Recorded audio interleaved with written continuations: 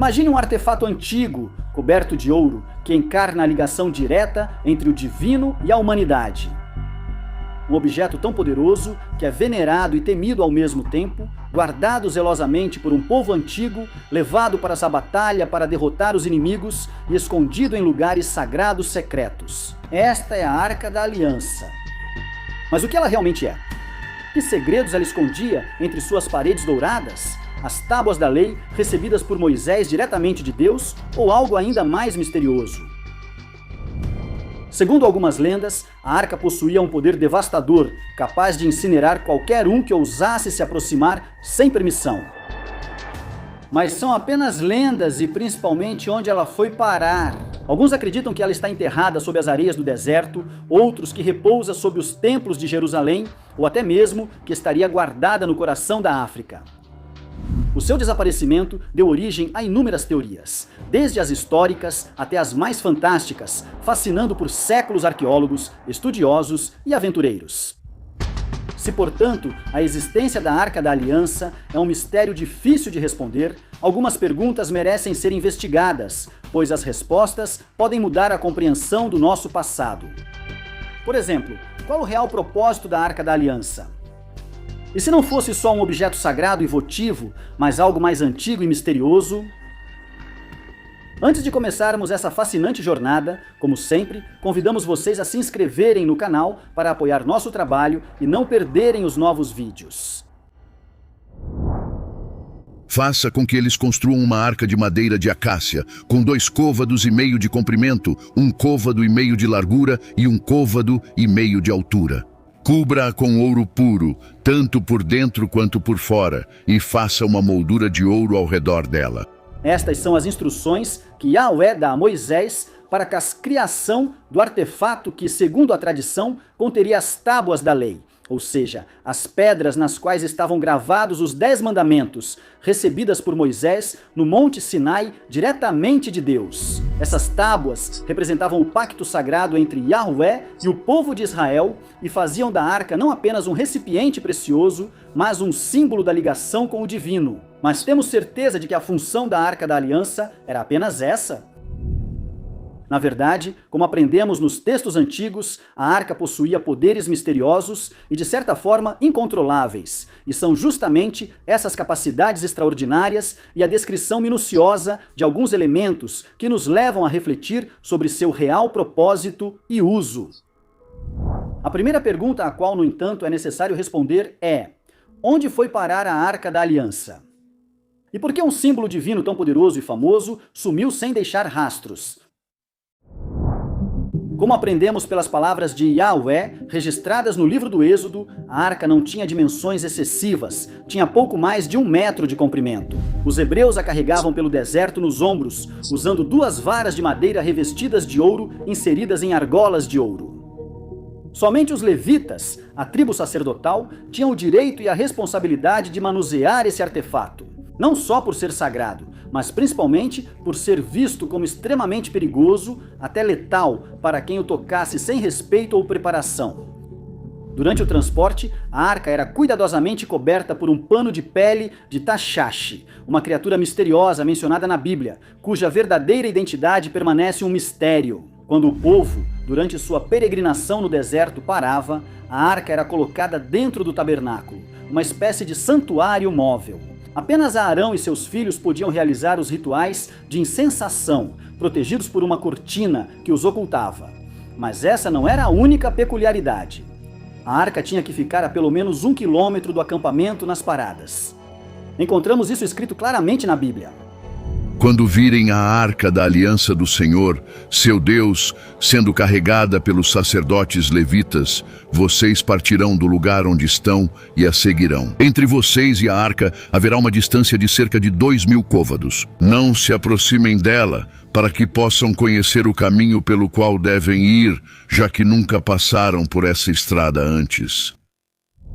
Com a entrada dos israelitas na Terra Prometida, o poder da arca se manifesta de forma ainda mais tangível.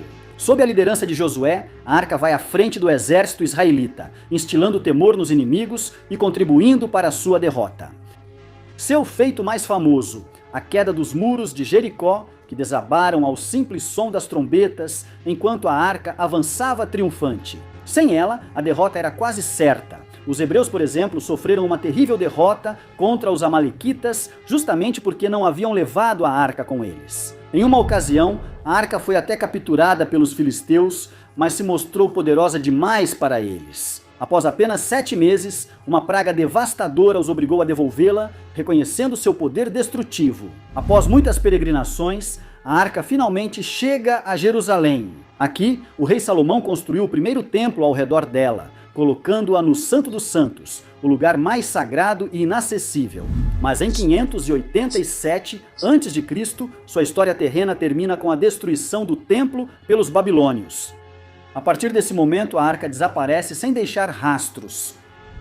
Então, do que aconteceu com a arca? As hipóteses são inúmeras. Alguns acreditam que ela foi escondida no Monte Nebo pelo sumo sacerdote Hilquias e pelo profeta Jeremias, onde permanecerá oculta até o retorno de Deus. Outros pensam que ela foi levada para Samaria como espólio de guerra, mas quando a cidade foi destruída pelos assírios, pode ter sido saqueada e levada para qualquer canto do Oriente Médio. Há até quem suponha que ela chegou a Roma, oculta na Basílica de São João de Latrão.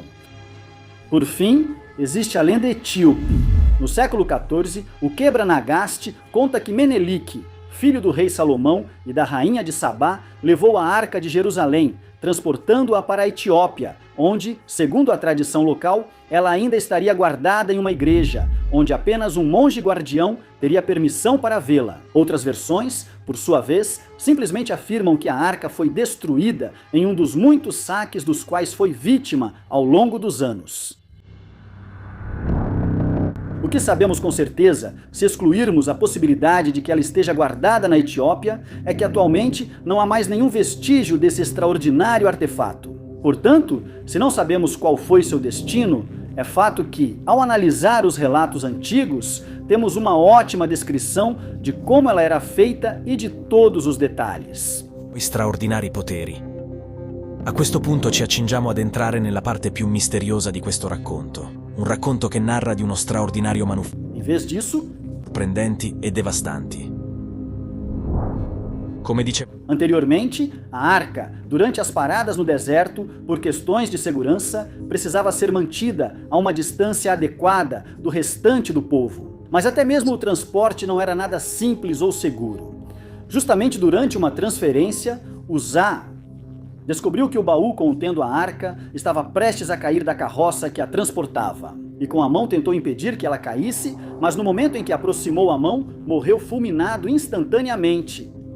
Quando chegaram à eira de Nacon, Uzá estendeu a mão para a arca de Deus e a segurou porque os bois tropeçaram, mas a ira do Senhor se acendeu contra Uzá. Deus o feriu ali por sua temeridade, e ele morreu perto da arca de Deus.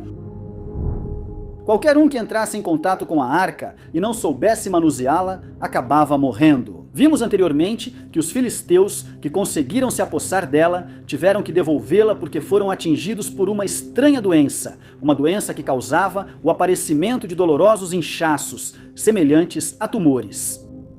Então a mão do Senhor pesou sobre os habitantes de Asdod e os devastou, atingindo Asdod e seu território com tumores. Quando os homens de Asdod viram o que estava acontecendo, disseram: "Não fique conosco a arca do Deus de Israel, porque a mão dele é muito pesada sobre nós e sobre o nosso Deus Dagon."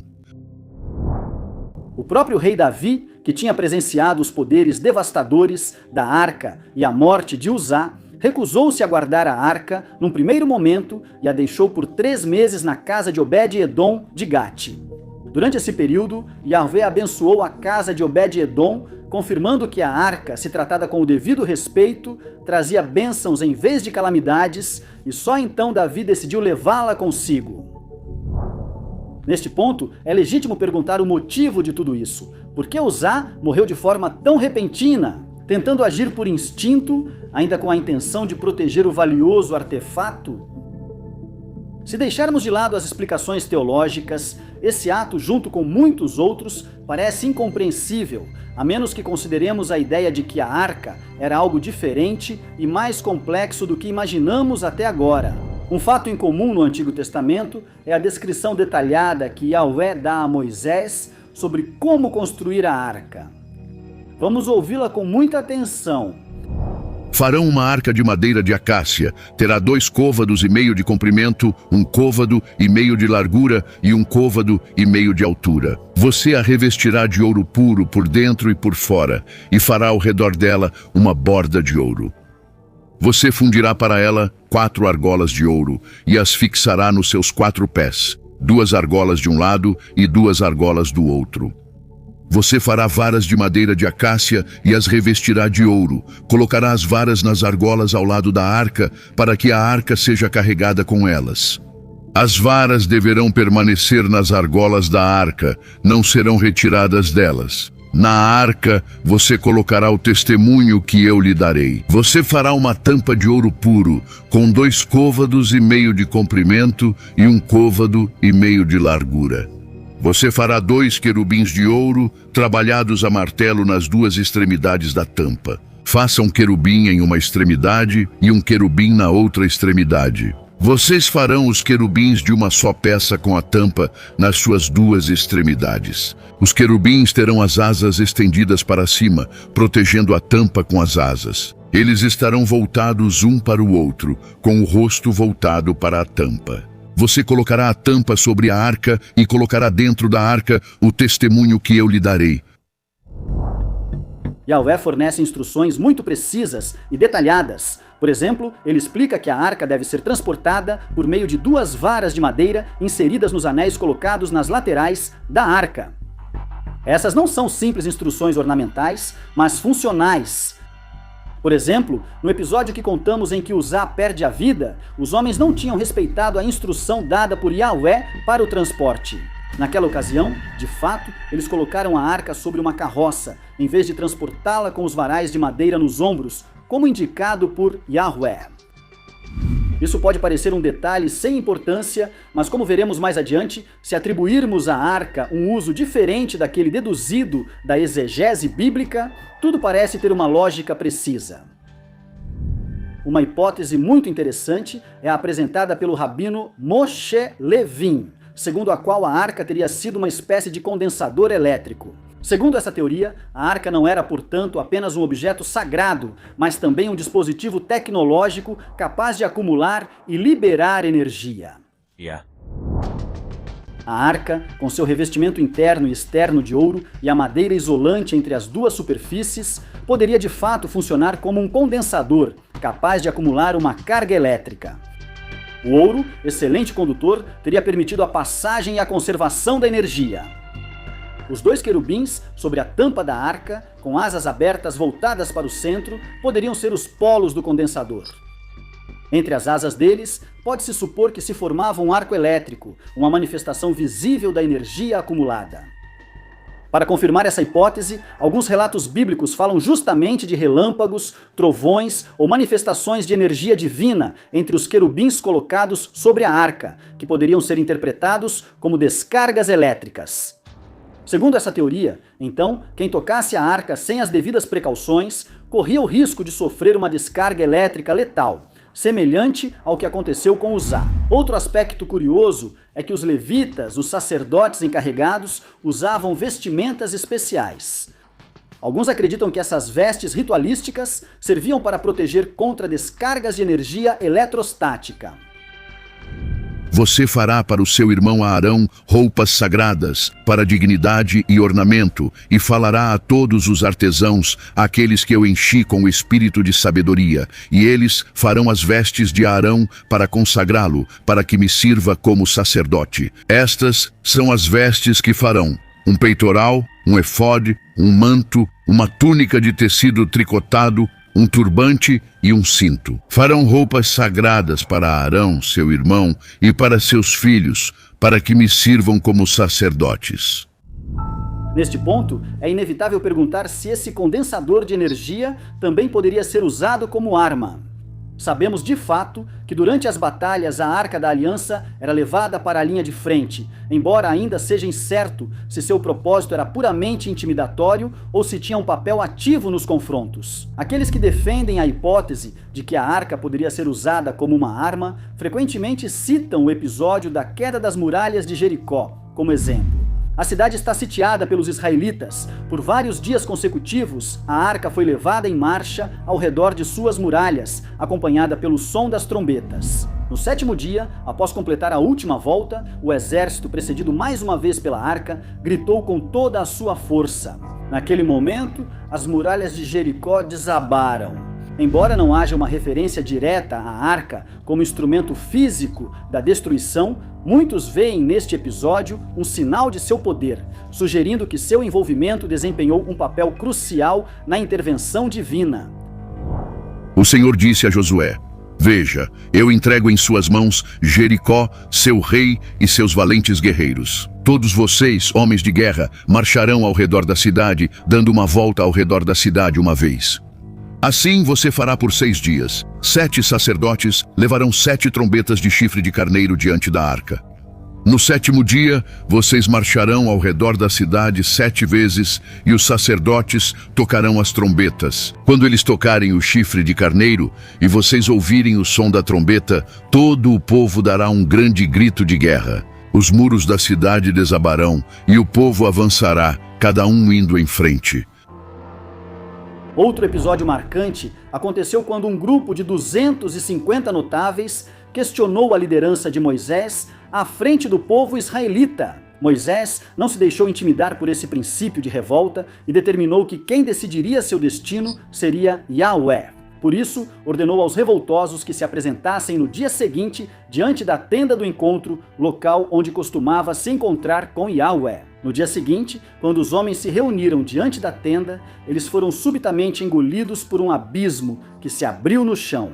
Mesmo que neste episódio não se mencione diretamente a arca, é curioso notar como Moisés ordenou aos homens que se apresentassem justamente no local onde costumava se encontrar com Yahweh. E quando Moisés se encontrava com Yahvé, isso acontecia na presença da arca. Esse último fato sugere outra hipótese interessante, podendo indicar um dos usos concretos da Arca da Aliança. Se vocês se lembram, anteriormente trouxemos o testemunho direto das palavras de Yahweh, que dá instruções precisas a Moisés sobre como ele deve construir a arca, mas também dá outra indicação precisa. Você colocará a tampa sobre a arca e colocará dentro da arca o testemunho que eu lhe darei. Eu me encontrarei com você lá.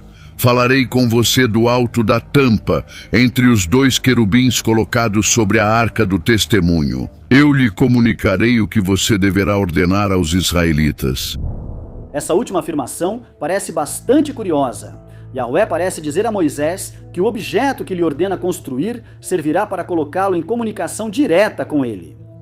Portanto, a arca parece ser um instrumento com o qual Yahweh e Moisés podem entrar em comunicação direta. Mas por que um ser divino precisaria de um instrumento físico para se comunicar com Moisés? Claramente, isso nós não sabemos, mas as palavras relatadas no texto não parecem deixar muitas dúvidas. Recapitulando, podemos dizer que Yahweh dá ordens muito precisas a Moisés para construir um instrumento que tenha características que devem ser respeitadas de forma muito precisa e que pouco tem a ver com um objeto cerimonial, mas que parecem mais indicações para um objeto que deve ser capaz de realizar ações precisas. Sabemos também que esse objeto era muito perigoso. Somente homens que conheciam bem suas peculiaridades podiam manuseá-lo. Manuseá-lo de forma errada levava à morte imediata ou a uma morte lenta e dolorosa, como no caso dos filisteus. A isso devemos acrescentar que, de acordo com o que aprendemos dos antigos escritos, esse instrumento era útil para colocar Moisés em contato com Yahweh. A descrição do material utilizado e a forma como foi montado também leva a crer que esse instrumento era capaz de acumular energia como um poderoso capacitor elétrico. Podemos então supor que a Arca da Aliança parece ter pelo menos uma dupla função, a de arma e a de instrumento de comunicação. A ligação dessas duas funções parece ser uma estrutura que, na base, a torna capaz de acumular energia que poderia servir para alimentar um sistema de comunicação ou para atingir pessoas através de potentes descargas elétricas. As interpretações sobre esse tema são múltiplas e variadas. Alguns afirmam que Yahweh pode ser um representante de uma civilização extremamente avançada, talvez não terrestre. Outros, por sua vez, sugerem que a tecnologia utilizada por Moisés era, na verdade, um conhecimento ancestral herdado do Antigo Egito.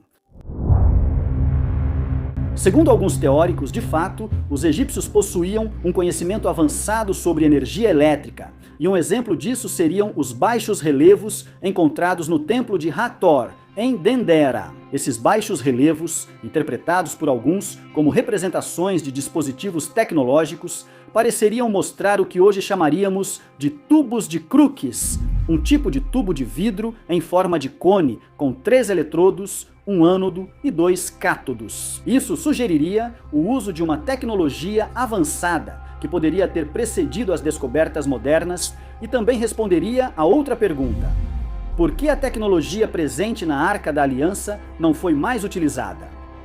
Provavelmente porque o conhecimento se perdeu e após a máquina ser destruída ou danificada, ninguém conseguia consertá-la. Então, quem era Yahvé?